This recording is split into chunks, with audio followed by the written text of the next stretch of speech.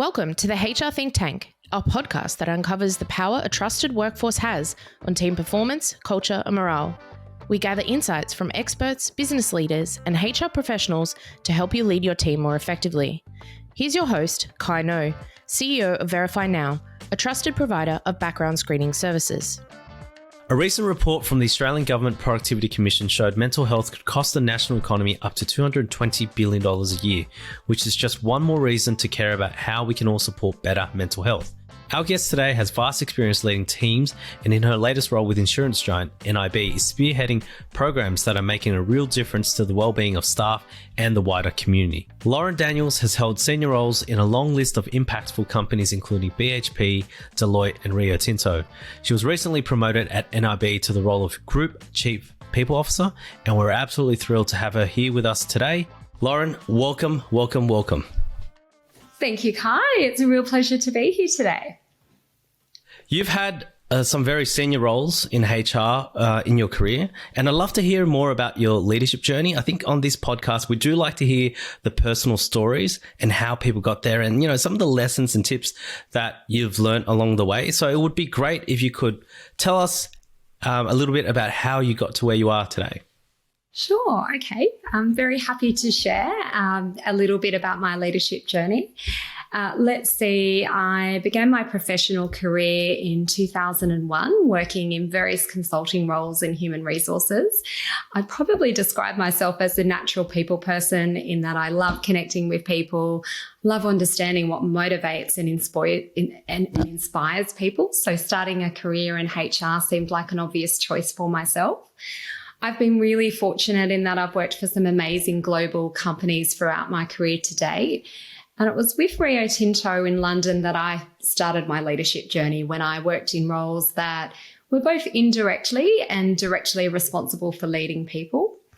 From an early age in my career, I was partnered with one of Rio Tinto's executives to help him transform his global function from a people perspective.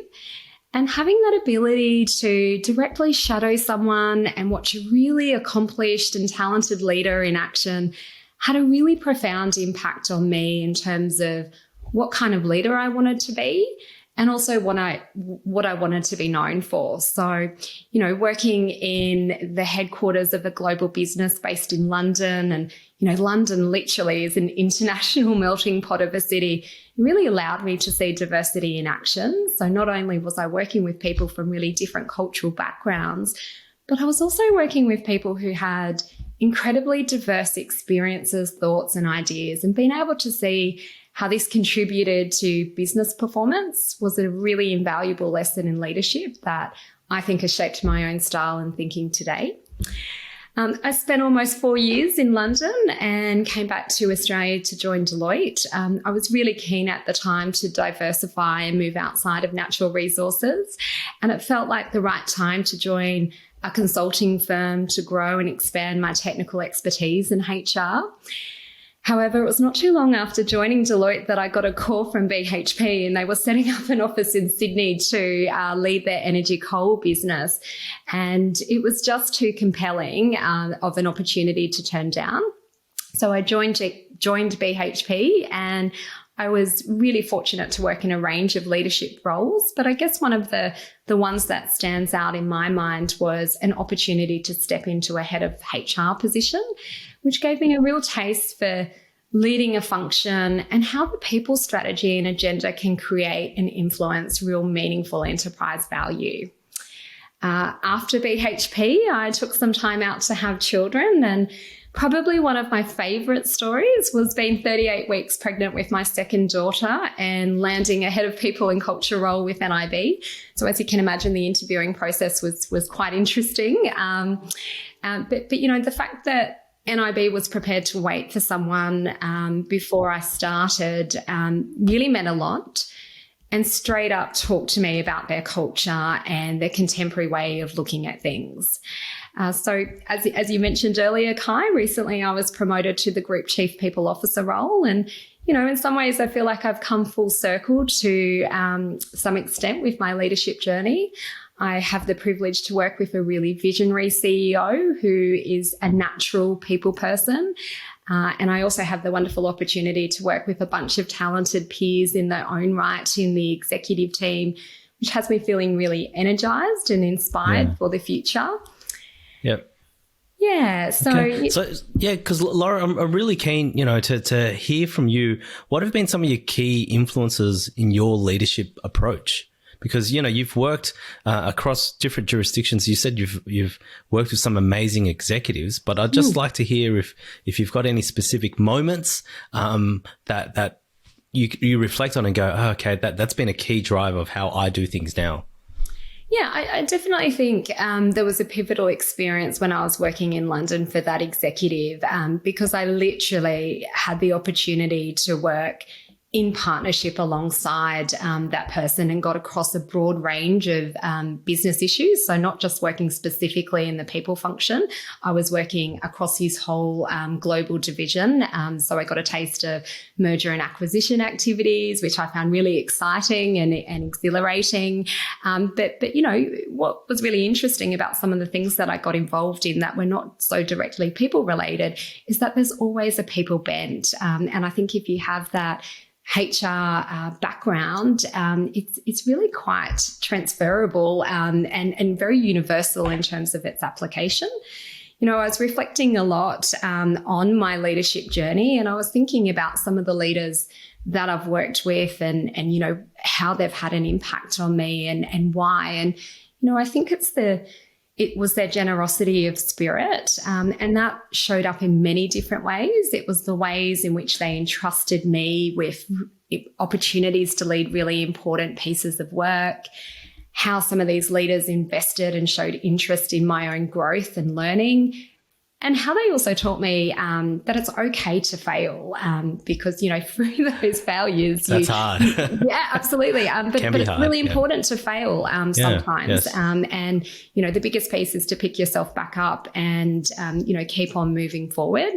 So, I think some of those experiences and some of those folk that I've worked with has really shaped me to be the leader that I am today. And it's really motivated me, Kai, to create similar experiences for the people I lead. So, ultimately the way I see it is that I have a role to play in sharing my knowledge and experience and some of my learnings so others can develop into this role that I'm in.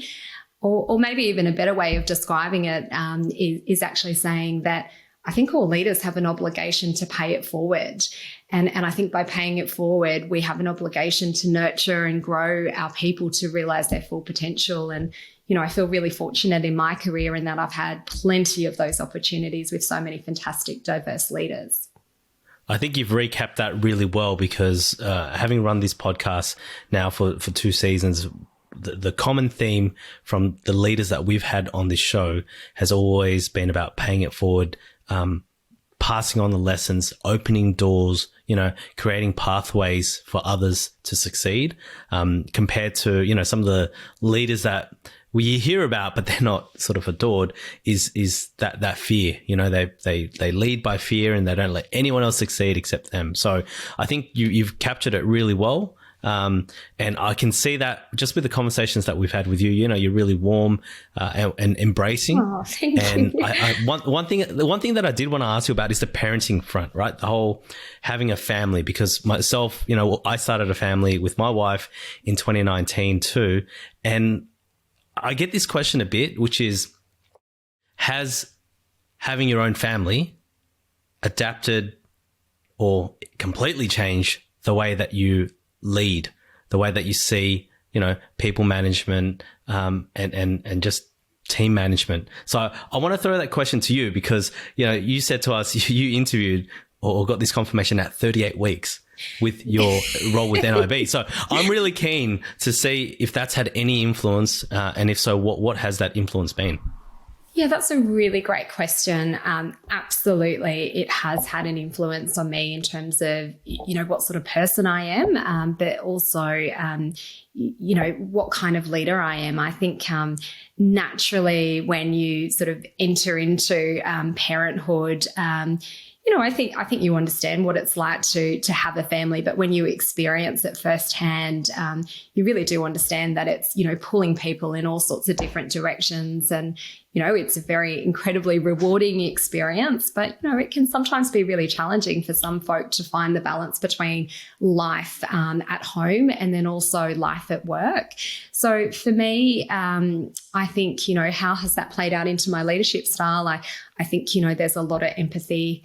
There's a lot of understanding, and there's a lot of flexibility. So, I appreciate that, it might not necessarily mean that someone needs to log in and start a day at 9 o'clock and finish at 5. You might do a morning shift if you like, and then you might take some time out and then come back on later and do your work. I think for me, it's more about, recognizing that you need to give people space and trust them, let them do their thing. And, if they've got the right skills and capabilities, they will flourish if you give them the right support and environment to be successful. Thanks, Lauren. Thanks for that insight. And I have a whole bunch of other questions that I'll ask you another time, because we got you on the show today to not only talk about the initiatives that are taking place at NIB, but we also wanted to talk about some tips in terms of helping our people manage mental health, in their lives. So some of the most significant funding and program announcements from NIB over the last year or so have been around mental health initiatives. For example, you guys made a big donation of $750,000 to Lifeline Australia. And then internally, the implementation of the Life at NIB program, which was aimed at supporting the mental health and wellbeing of your 1,300 team members. So I've just got a few questions on this. My first one is, why does NIB have such a strong focus on supporting mental health in the wider community? Good question. Look, our purpose is your better health and wellbeing. So this extends to our community partnerships, which are mostly funded by our charitable organisation called NIB Foundation.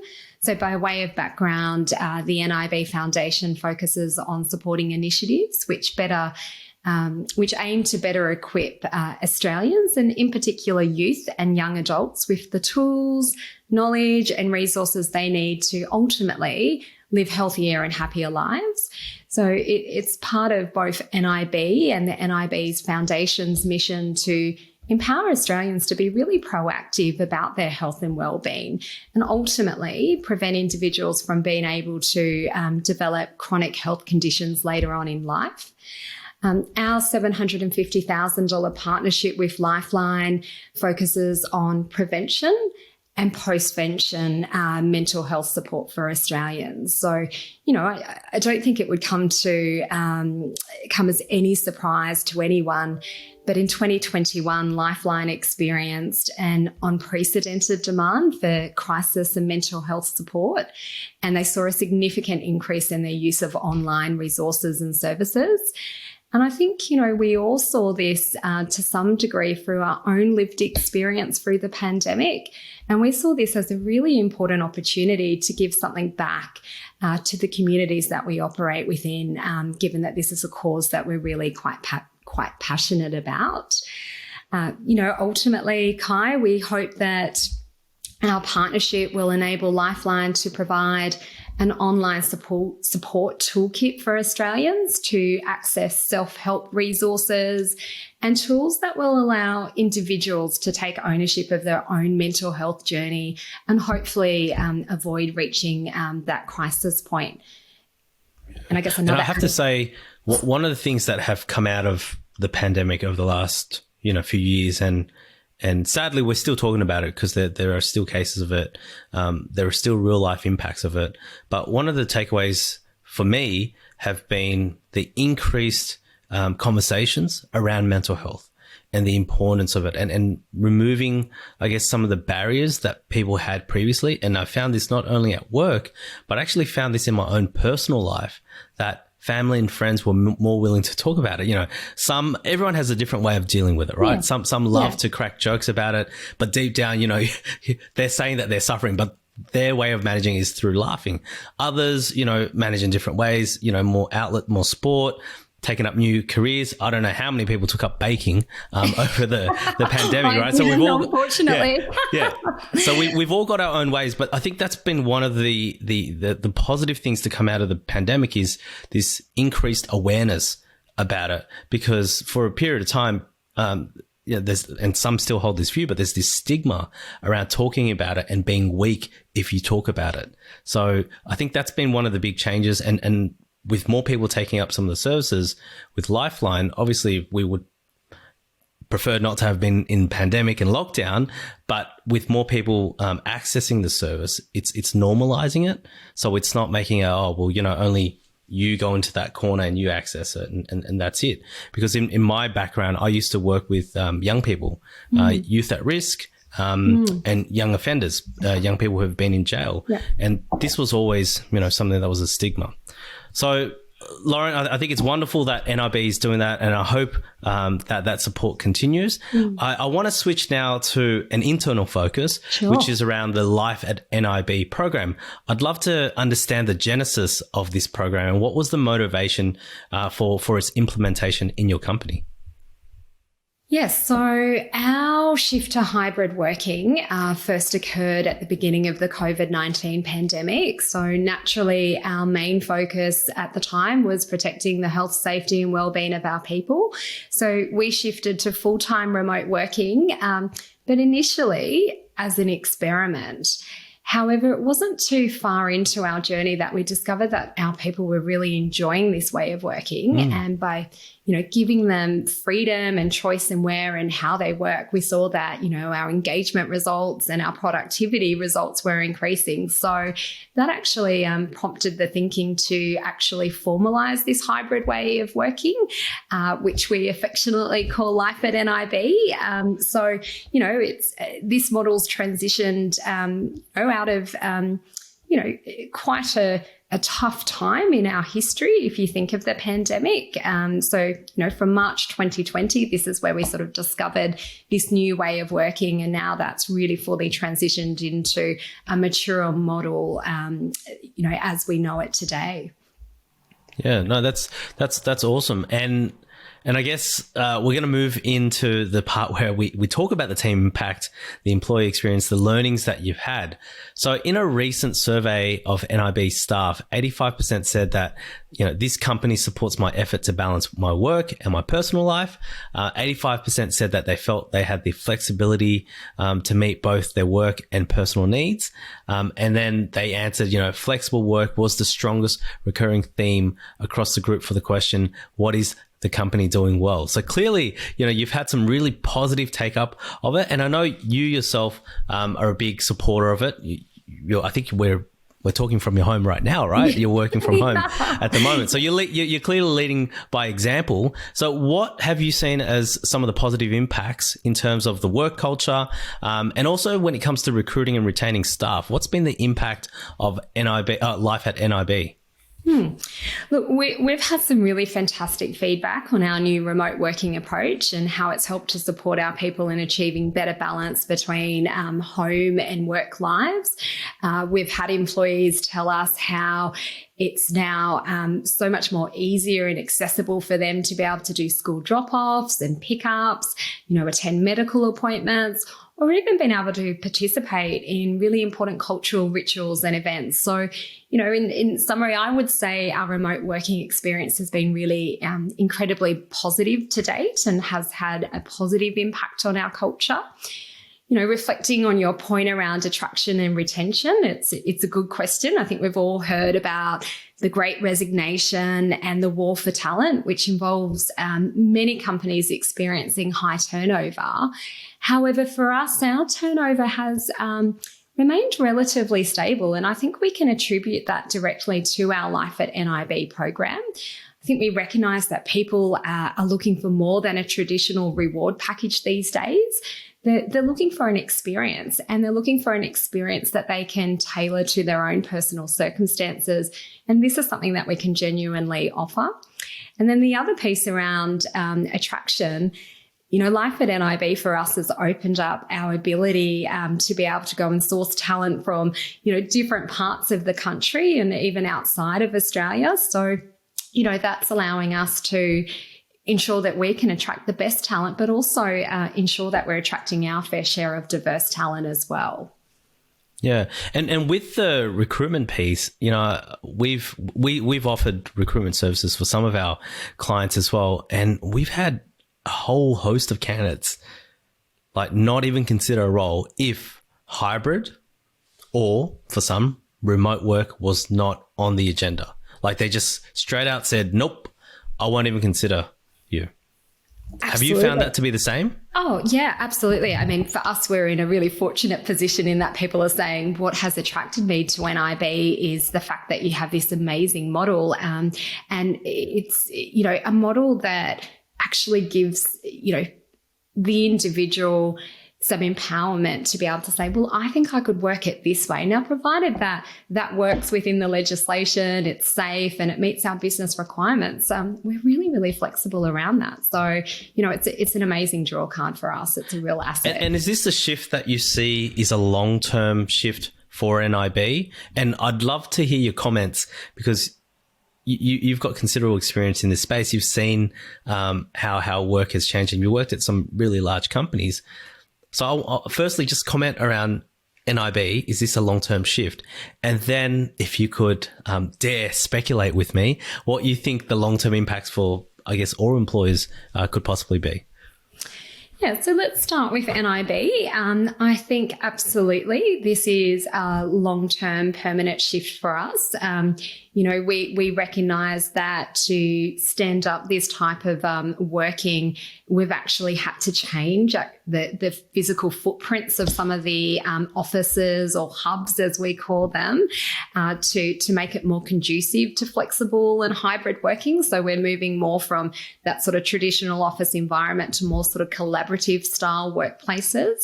So, we've made some pretty bold and permanent moves in rationalising some of our real estate to be able to facilitate that type of experience in office. One of the other things that I would say with our Life at NIB program, Kai, is that this was born out of our people's feedback. This was something that our people told us that they really enjoyed and they loved and they valued. And I think that this program will continue to evolve based on our people's feedback and their experience. So provided that it's still working for them and we're not seeing an impact on our business, I absolutely think it is here to stay. In respect to other organisations and what they're doing, I ultimately think that there's going to be a push as there's organisations. I mean, you said it yourself from a recruitment perspective. People are just saying, well, if you don't have that flexibility, you're probably not on my shortlist because there's so many other folk out there that are offering this. So ultimately, I sort of think that people are faced with a choice and, the choice is either to stick with that traditional way of working and offer some sort of level of flexibility, or be actually really bold and lead the race and sort of move to the future way of working, which I think is, absolutely what we're doing today. And I think what we've seen over the last few years due to the shortages, the closed borders, etc., is a shift in the balance of power. And so people want flexibility and people have had the power because they've had the options to say no to the ones that don't offer the flexibility. And then I think that's, in a way, that's forced some employers to rethink their stance on office only approach. I know in our conversations with clients and people within our network, for various reasons, they actually can't offer it. But for the majority of roles, there can be some sense of flexibility. Even if it's 1 or 2 days a week, there is an ability to do it. So it's just fascinating in 2022, I guess, having this conversation, if there are any employers, particularly if they're digital first, to say that they can't offer flexible arrangements. Yeah, I think it's a really good point that you make. I think before the pandemic, if you think about our core business, we have a lot of frontline operational folk that work in a contact centre. And, if you think of traditional contact centre environments, it's, really noisy, buzzy spaces. You've got lots of people that are working alongside each other, talking to our members, providing them with support and guidance. And, I think it was hard for some folk to think that we were moving away from that type of environment because that's all they ever knew and that's all that they were very comfortable with. But, I think it's important to challenge and experiment. And, the pandemic actually really allowed for us to take that leap of faith and experiment, because in some ways we really didn't have that choice. So, I think for us, it's wonderful that we've actually cemented that this is part of our long-term strategy and our vision. Yeah, that's excellent. With this great amount of flexibility, what sort of challenges have you faced in also ensuring that team members are continuing to perform at the level that is expected of them? So the question really is, how do you think flexibility has affected performance management and productivity? Yeah, look, I think it's natural to assume that you would start to see a change and perhaps even see a dip in performance and outcomes when you move to a significantly different way of working, particularly a way of working that is still relatively new, as we've talked about, Kai, when you compare it to traditional ways of working that have evolved over the late 20th and 21st centuries. But for us, if we reflect on FY22, we've had one of our most successful years to date. We've seen really strong results across both financial and non-financial metrics, but particularly in the people metrics. We've seen some increases in our engagement scores as well as in our inclusion and wellbeing dimensions. And we've also seen some improvements in our overall safety metrics, which we look at, such as LTIFR. So, I think it would be easy. It's probably easy to think that, because we're not seeing people, they're not visible in an office environment, that, potentially it would be more difficult to manage performance and outcomes. But our results are actually suggesting otherwise. I think it's important to call out that leaders play a really important role in pulling this all together. They're very much responsible for role modeling and setting the standard to define what is expected of our people. Because, as I mentioned before, life at NIB is focused on output, not hours. We recommend that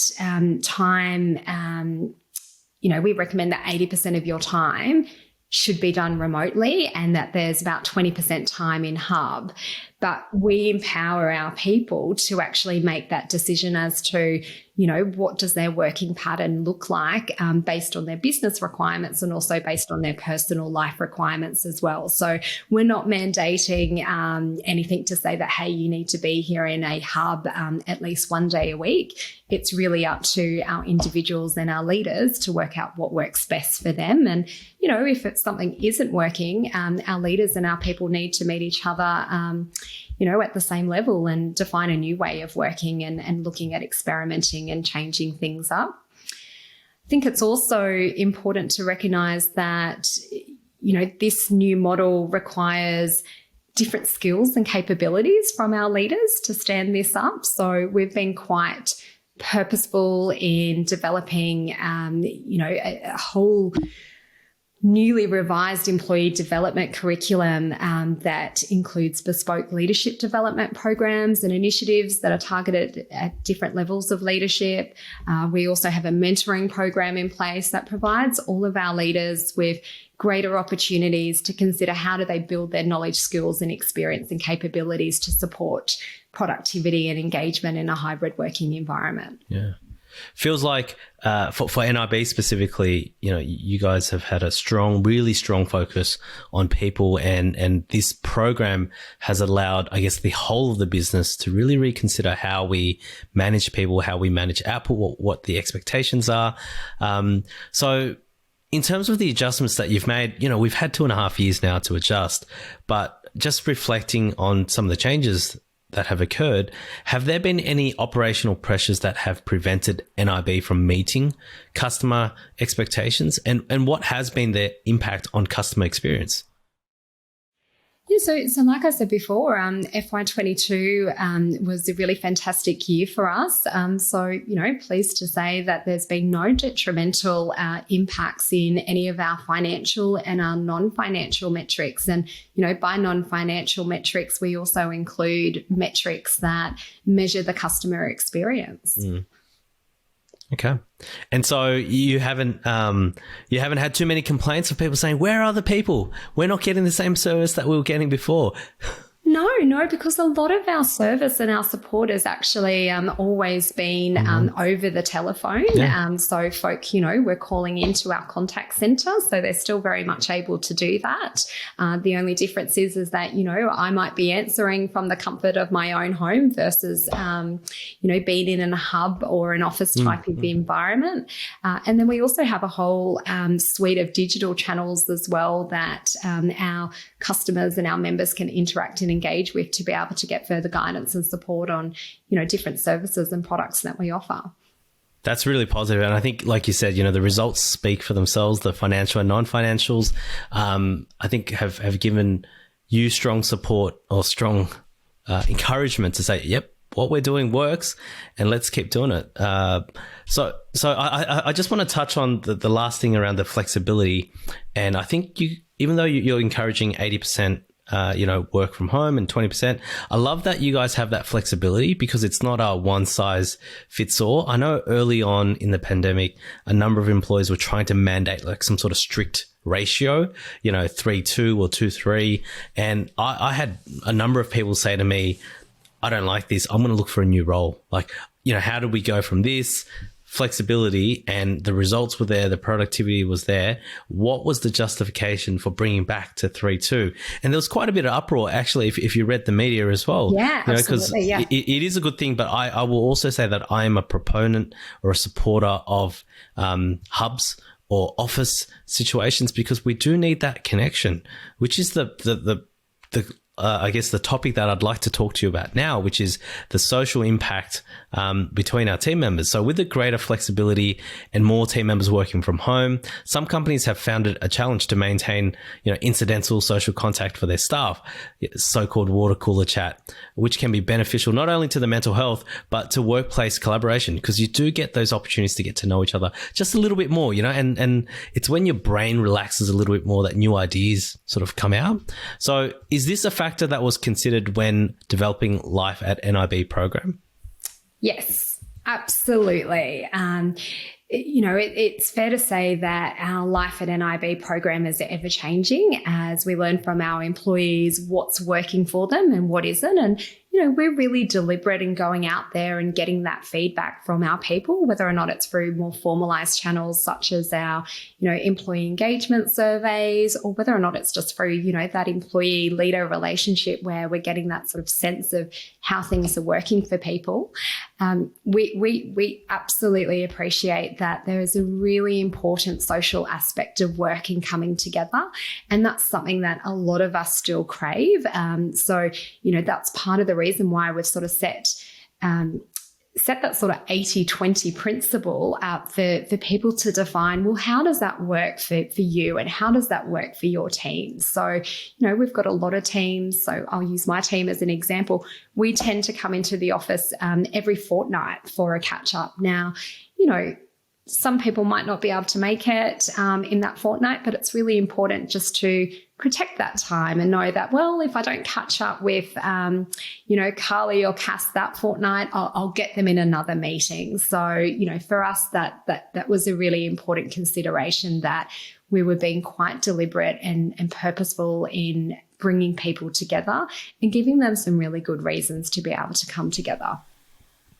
Yeah, I think that's great. And I'd love to talk more about the strategies that you've used at NIB to address this challenge, because I'm having these conversations with people all the time, right? Even now, we've got a remote team across multiple states, and trying to get everyone together is quite challenging just because of the distance. But getting people within those cities is a lot more doable for us. But even my wife yesterday, who works for Sydney University, she attended an event. It was, I think it was an awards night. I don't, we're releasing this podcast late anyway, so I think I can say it. But she received an award, and she said it was really nice to see people. And I think she said there was about 100 people there.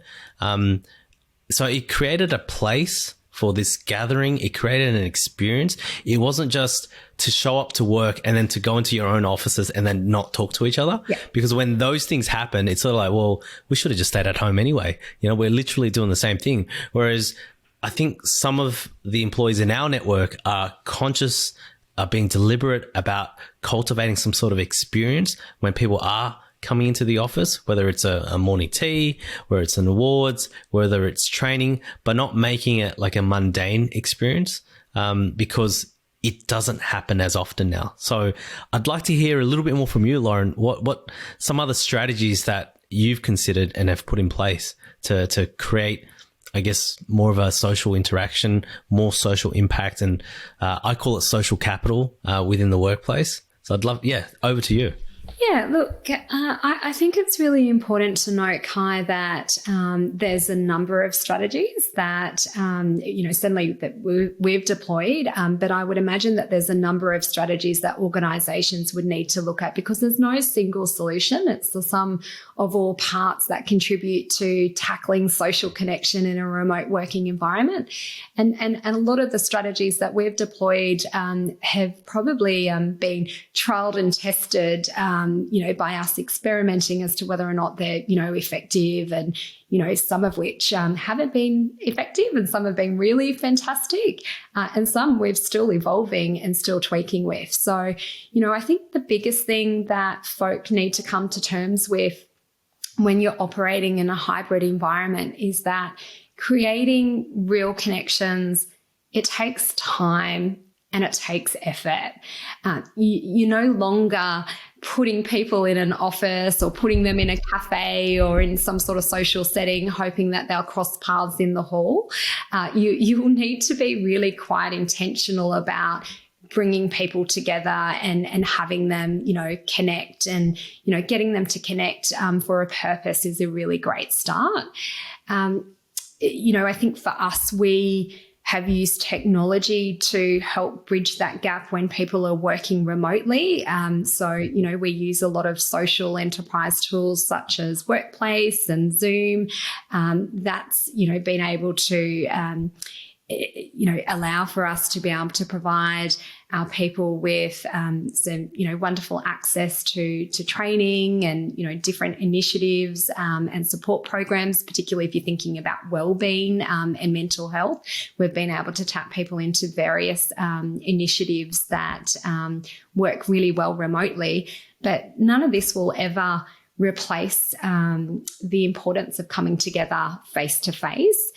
So the types of things that we come together for in person is for team strategy days, team meetings, as I mentioned previously, just general team catch-ups, or events or celebrations. So, recently we had about 600 people come from all parts of Australia to Newcastle to celebrate NIB's 70th year anniversary. And it was so special because it was such a milestone moment to celebrate, but it was also really special because everybody really appreciates and values the time when they come together to connect socially. So, I think if you weren't deliberate and purposeful about facilitating some of these interactions, you potentially could fail in not being able to create a really safe and prosperous environment for your employees. It's a really important piece to consider. Well, congratulations on that as well, and getting everyone together. I wonder where everyone stayed. Like the hotels, motels would have been happy, having NIB chuck a huge party up It was an interesting logistical challenge for some members of my team, that's for sure. And so, Lauren, we've been talking about mental health. Early on, we talked about some of the support that NIB is providing. I just want to touch on mental health and, I guess, what the impacts of remote work have been, particularly for people with young children as well, such as you and I. So I'd like to talk a little bit about this, and I guess if you've got any observations or comments you'd like to make around it. Some people have found it really tough because they are used to that, constant social interaction. In our first podcast for season 2, we actually spoke to the CEO of Relationships New South Wales around the increased, loneliness, and I guess the lack of connectedness when people have worked remote from home. And I know you've talked about creating some of these events and all that, but I just would like your take on mental health support at NIB, and just generally what your view is on that, particularly because people are working more from home. Yeah, so it's a priority for us. That would definitely be something that I would say first and foremost, that ensuring our people, it gets back to our purpose really, Kai. Our purpose is to ensure your better health and wellbeing.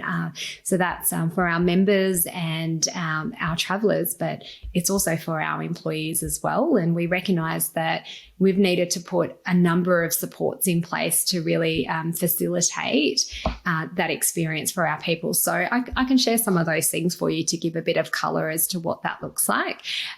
We've put some really specific training in place around health, safety and wellbeing, some of which used to be delivered in person but now is actually being delivered remotely. And what's really interesting about that is that we've actually found that some people have had some really positive experiences and been able to access remote training, as mental health can be quite a personal thing. So being able to access some of these programs on your own terms has been a really positive experience for some of our people. I think through the pandemic, we learnt lots of lessons. So we had a lot of employees that were in Sydney and in Melbourne who were experiencing really long durations of lockdown. So we recognised that we needed to step in and create some really interesting and engaging campaigns to assist them through that time. And, one of the campaigns that comes to mind that we put in place was Lockdown Love. And that,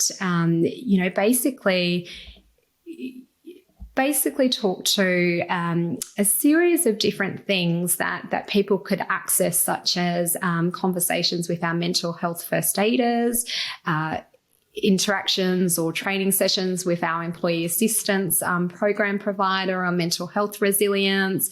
We gave people free wellness hours of leave. So, we don't know, we didn't need to know what you were doing, but we wanted you to take out an hour for yourself out of your day to do something that made you feel good about yourself.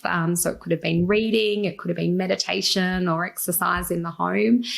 There were lots of digital gratitude cards that we circulated around. And, there was also some really great things that our people pulled together off their own bat, where they started creating community groups on workplace, such as Pride at NIB and Culture at NIB, where people were able to share some of their own experiences and insights and some of their learnings as to how they were sort of working through the experience for them. Yeah, thank you. Thank you for sharing that. That was really helpful to go through. And, I was meaning to ask you that earlier, but I didn't want to lose that opportunity, because I think what you've talked about and what we've read about with the changes that NIB have made have been really positive. And I guess part of our show is to take some of the practical things, some of the lessons, some of the failures, and to share that with our audience. So then they can go, okay, well, I'm considering doing that. I might give that a trial. Okay, I might avoid that. That probably didn't work so well for Lauren. So, I'll try that at another time. Yeah. Another really practical tip that's worth mentioning, and one that's really easy for other people to, quickly implement, is that we pulled together a program where basically it's called Coffee with Our CEO initiative. So it's a monthly catch-up with our CEO, where all of our new starters get the opportunity to meet our CEO in the virtual environment, ask him casual questions, get to understand what's front of mind for him and, what he's looking to do from a strategy point of view. And it's also an opportunity for him to learn about some of these new folk coming in and, what sort of roles they're taking on at NIB and, just the impact of something so simple has been really incredible. So there's another practical tip that that's a great one to implement. Yeah. Just opens up doors and, it allows, I guess, the leadership team to have a pulse on what's going on as well and meeting some of the new talent that's coming on board. Lauren, it's been awesome having a chat with you and learning so many wonderful things that are happening at NIB. Before we wrap up, we like to do the Fast Five. This is where we ask you 5 quick questions about you so we get to know you a little bit better. Are you ready for this? Go for it. What was your first job and why did you get it? Okay, it always makes me giggle, but my first job was working at a golf course in the Hunter Valley, driving a golf cart around, selling drinks and snacks to golfers. So from there, I graduated to restaurants, but I look back at my hospitality days with fondness as I had so much fun and I met some really wonderful people that I'm still friends with today. As to why did I get the job? Look, I was a student, so I needed to live, but I think they saw that I was a very social person and I enjoy a good chat. But look, I have to say, Kai, I don't know whether or not the golfers would have appreciated the social aspects of my personality. So that was my first job. I'm sure they would have. What's something interesting that's not on your CV? Look, we've talked a little bit about it throughout this discussion, but I run a busy household. I'm a mum of 2 young daughters, and we have 2 English stuffies, one of which joined our household a couple of days ago. And talking about wellbeing, I have a goal where I try and do 10,000 steps every day. So, if I can get to 10,000 steps and I've got a smartwatch to track my progress, I feel like I've achieved something from a health and wellbeing perspective. That is good motivation. I know it's raining here in Sydney, but saying that, I'm going to get out after. I'm going to get out and walk so I can meet some of those steps as well. Do it if you can. What have you learned about leadership and working on a team that you would want to teach your younger self? Look, I think from a leadership point of view, you need to make people feel like they can be themselves. And I think you can do that by creating a warm and trusting environment where people feel included and they feel like they can belong. When people feel at ease, they are most likely to perform at their best. What would I say to my younger self? I'd say lean in, enjoy the moments that you are presented with and know that time and experience is a teacher in itself and that everything almost always works itself out. Don't sweat the small stuff. Good advice. Provide a highlight from working in a trusted team. Yeah, so when you find a team that you trust and you feel empowered to be able to do your thing, it just feels right. It's not hard, it's fun, and it can be incredibly exhilarating and rewarding. To be a part of a team that are working towards a common goal and seeing what you can achieve as a collective is something that's really special. I consider myself to be really fortunate in that I've seen this many times in my career. But I'd have to say, I'm really proud to say that I see this time and time again in NIB, not just within the people and culture team, but across all parts of our business, people coming together, working in trusted teams. What would you like your legacy to be? That's a hard question, Kai. Look, I don't see it as my legacy per se, but more about how can I play a role in harnessing the collective talents of a really highly engaged and, a high-performing team to achieve really great things. So I guess this is getting back to my piece around being able to pay it forward and play my role in that. And I guess, you might ask the question around what are some of those really great things that you'd like to achieve. And I think, to me, they're pretty simple and straightforward in that, some of the things that I see myself and my team doing is being able to create a really unique experience that makes people want to join and ultimately stay with NIB. Lauren, thank you so much for your time today and joining us from Newcastle. It's been an absolute delight having you on the show, learning more about NIB and I guess the approach that you guys are taking with remote working. I think you're absolutely on the right track and you're going to get loads of good talent, I think, because of your approach. And yeah, I can't thank you enough for your time today. Oh, thanks, Kai. As I said earlier, it's a real pleasure. I've really enjoyed the chat. Today's guest was Lauren Daniels, Group Chief People Officer at NIB, one of the fastest growing health insurers in Australia, trusted by over 1.7 million people. We got insights into the challenges and opportunities of revolutionising the workplace model for a team of over 1,300 people and how NIB has shaped this new way of working to create better wellbeing outcomes for their people. You can learn more about NIB on its website, which is linked in the show notes. And of course, we would encourage you to follow Lauren Daniels on LinkedIn. Thanks for listening to the HR Think Tank with Kai No. If you enjoyed this episode, please subscribe and share our podcast with your network. Check out the show notes for any resources mentioned in today's episode or visit the Verify Now website for more information.